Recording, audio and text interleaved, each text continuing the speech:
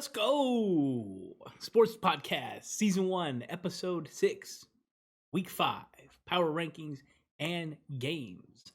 I am your host, Big Nate, aka Always Triggered. You know how we do. We're going to get you all the rankings there. For me personally, I'm going to go through those. We're going to get you the game slate, go over my top 5 games of the week. Really excited for this episode here today, simply because there's a couple little tweaks. I hope you guys enjoy it. For all of you guys that do the YouTube's things and support me, doing the like, subscribe, much appreciated. You guys are awesome. Cannot understate that. You know how we do. We're going to start off with the basement teams 32 to 21. Let's go ahead and jump right on into them. We'll start at the bottom there. Jacksonville Jaguars, Atlanta Falcons, Houston Texans, New York Jets, Detroit Lions, Pittsburgh Steelers. You've got the Dolphins, New York Giants, Philadelphia Eagles, Chicago Bears, New Orleans Saints, and at 21, the Washington football team. Let's go ahead and stop with the NFC East teams. I always like to look at those teams. They all actually played very, very well, including the Cowboys. We'll get to them here a little bit later in the episode. But I thought all the offenses for these teams looked great. The Washington football secondary is definitely a little suspect, and I would have liked to see them go after Stephon Gilmore. Of course, that did not happen. He got picked up by the Panthers here on Wednesday. We've got the Eagles, who looked amazing against the Chiefs on offense. The Eagles did. And the Giants with Saquon and Kenny getting involved. Even Kadarius Toney got involved there. So they played really well. The Pittsburgh Steelers going through some adversity with Big Ben's injuries, and I don't know if he's going to last all year. That's something we'll be keeping an eye on. I watched tape on both the rookies, Zach Wilson and Justin Fields this week. Loved what I saw from them.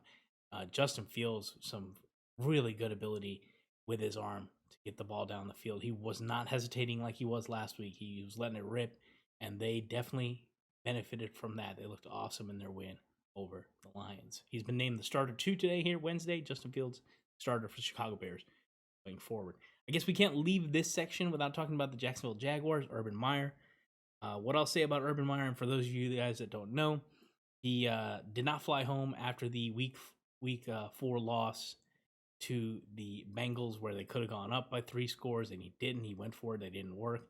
They ended up losing the game. That field goal definitely would have helped them. He stays home. The team flies back down to Jacksonville. He said he stayed home to hang out with the grandkids. There was videos, photos that surfaced of him hanging out with a female who is not his wife and touching up on her. They're taking drinks together, outside pictures with her inside the bar. She's kind of leaned over. He's sticking his hand up her booty hole. It's crazy. I don't understand how an NFL coach doesn't fly home with his team. I like to focus there because that's a for real NFL issue. As far as if I'm a player on the team, if I'm a fellow coach, like, we all just stunk it up out there. We could have had our first win. We didn't. That's a tough blow. We got to fly home. We need our leader to fly home with us. I mean, this just goes without saying. I don't understand why he wasn't on that plane. So that's the part I really, really don't like. The other stuff, obviously, touching up on somebody who ain't your wife, I mean, that's his deal. He's got to figure that shit out. I think he's an idiot, to be honest with you. So I was really wanting to give him the benefit of the doubt, young coach. I know the Cowboys liked him, but at this point, you have to question his commitment to the Jacksonville Jaguars. All right, let's go ahead and move on over to the Fringe. Teams 20 through 11. You have the New England Patriots at 20, Carolina Panthers at 19, Colts at 18, Denver Broncos at 17, Minnesota Vikings at 16. At 15, you got the 49ers, 14, the Raiders, 13, the Bengals, 12, the Titans, and 11, the Seattle Seahawks. Titans definitely taking a big fall here. They did not look right, with no outside threats. The Jets were able to develop a game plan and beat them. That game did not really surprise me, nor did the Broncos game. I thought the Broncos were going to be outmatched. I didn't expect Teddy to get hurt, of course, but there's not a huge difference between Drew Lock and Teddy Bridgewater. They moved down a spot. The Ravens are a really good team, so if you lose your only game to them, no big deal. The Vikings, they played really well. They moved up 3 slots there. The Panthers didn't look so hot against the Cowboys. They kind of came back down to earth. Patriots could have won that game. Mac Jones did enough to win that game. That field goal should have gone in, only a couple inches over to the right, and it would have. But I really like what I see out of the Patriots. Not a very explosive, flashy offense, but one that functions. And with that defense, they can get it. They can get into it with anybody. Frisco still shows speed to the ball. They played a really tight game with the Seahawks. I thought it was an excellent game. Bengals look amazing. They're playing really, really well with Joe Burrow. I'm really excited to see what they're going to keep doing here going forward. All right, so these are your fringe teams. Let's go ahead and jump into our top 10. It's going to be coming at us a little bit differently here. So here are the top 10 teams for my Week 5 power rankings. At number 10, the Green Bay Packers. You see, guys, I got my article up on the screen here. I clipped it right from my own article, which you can get in the description below. Please go ahead and take a look at that if you would like. I put a lot of work into it, and I think some of y'all might really enjoy it. The Packers at number 10. I poked fun at what Aaron Rodgers hasn't done when I compared him to Tom Brady. Tom Brady, of course, bringing in a guy like Richard Sherman.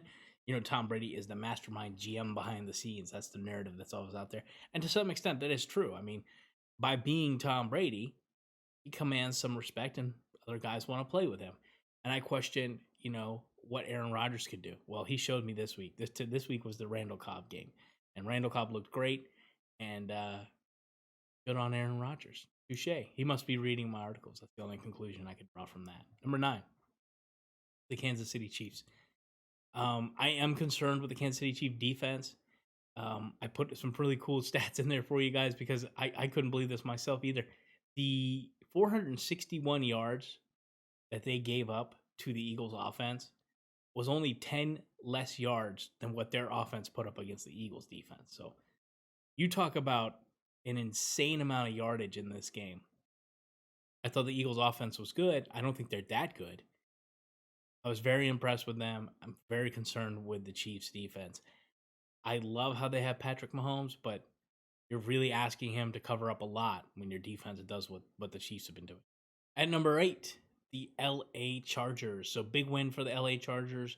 That home, not home game they played against the Raiders.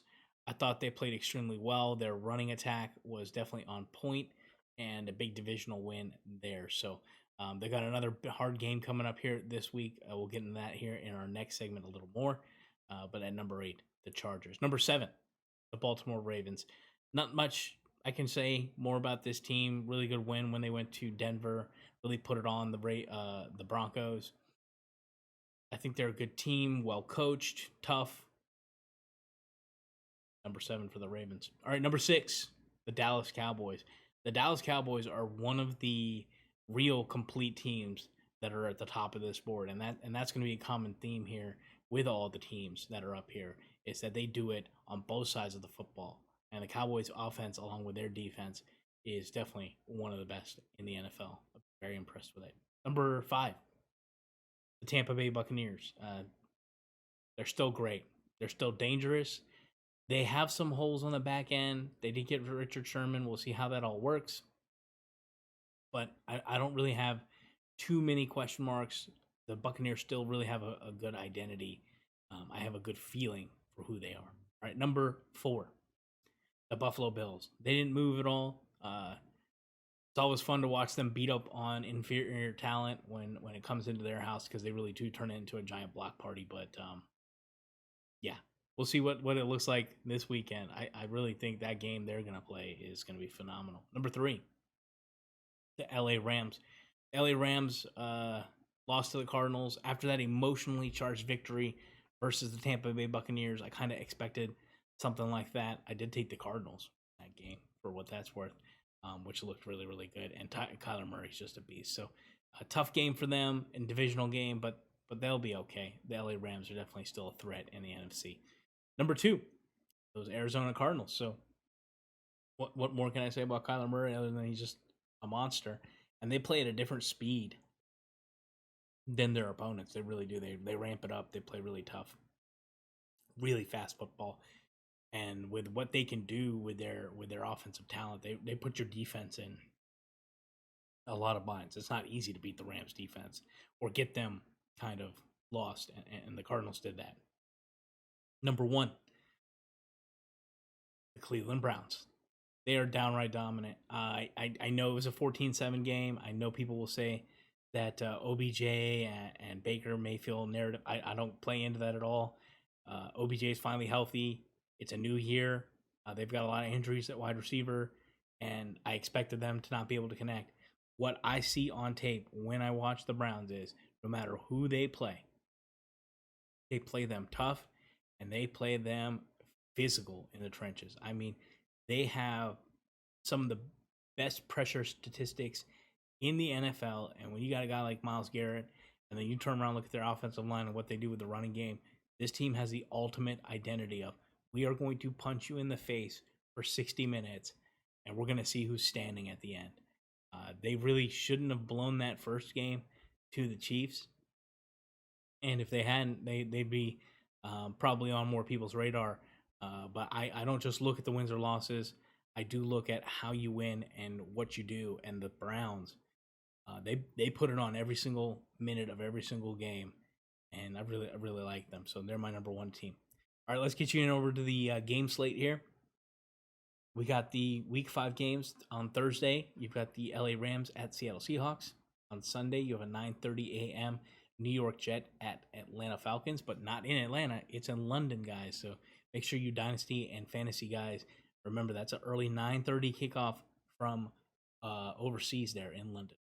All right, we've got 1 p.m. games for Sunday. Green Bay at Cincinnati, Detroit at Minnesota, Denver at Pittsburgh, Miami at Tampa Bay, New Orleans at Washington Football Team, Philadelphia at Carolina Panthers, Tennessee at Jacksonville, New England at Houston. Got 2 4:05 kickoffs on Sunday. Those are Chicago at the Las Vegas Raiders, Cleveland at the LA Chargers. And then the 4:25 games, a pair of really good games there, the Giants and Cowboys, San Francisco at Arizona. 8:20, the Sunday Nighter, Buffalo at Kansas City. And then Monday, we're going to finish up Week 5, Indianapolis at Baltimore. So this will be the last week here coming up where we don't have any buys.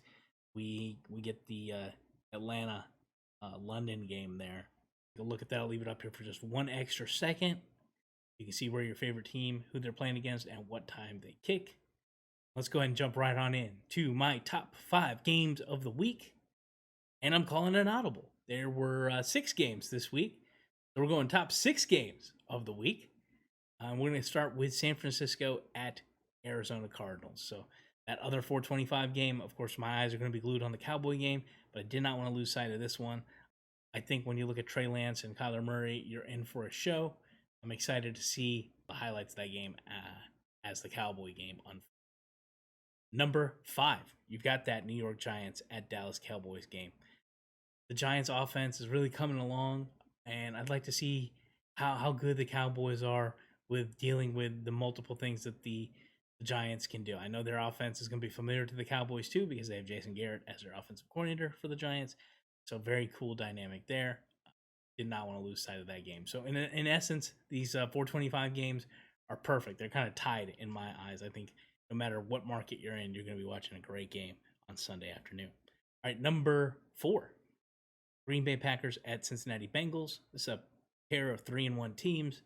Should be a great matchup, and one of these teams is going to be 4-1. That's great. I mean, if it's the Bengals, I don't think anyone predicted the Bengals would be 4-1 after 5 weeks. So I think they have one of the lowest win totals to start this year. I had their win total probably around 6, if I remember, and they're already halfway there.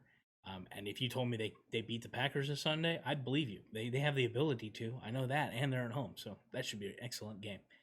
Number 3. For 3, the LA Rams at Seattle Seahawks. That's the Thursday nighter, so that's coming at us real soon. And it's going to be another tough divisional game. But, Seattle's not an easy place to win. The Rams, of course, coming off their first loss of the year. Interesting to see how they rebound. That game should be. Number 2, the Cleveland Browns at LA Chargers. This is going to be a very physical game. What else would you expect from the Browns? I think the Chargers have great pieces too, and I'm very excited to know how that game shakes out. So all the Sunday afternoon games, Sunday night, I mean, great games. All right, and then here we go. Right, if you don't know, now you know. The best game of week 5 is Buffalo Bills at Kansas City Chiefs. That's going to be your Sunday nighter. It should be probably another epic battle for our primetime games. A high scoring affair too, I would imagine. All right, guys, I appreciate you very much watching the video. Let me know who you think are going to win these games, and do what you do. Enjoy them. Peace.